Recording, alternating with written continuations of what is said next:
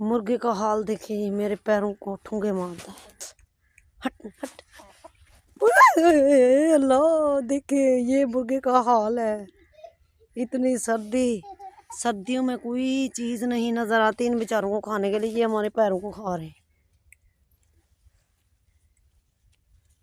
हट हट। खा गया मेरे पैरों को। धाड़ वो चंबे मारी पे वो धाड़ वो मर रहे हैं। ये इड्डा शिकारी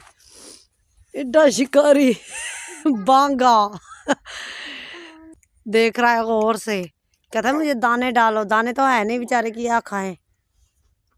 कुत्ते को देखो बेचारा रूड़ी पे देखो क्या खा रहा है। ये हाल है या अल्लाह।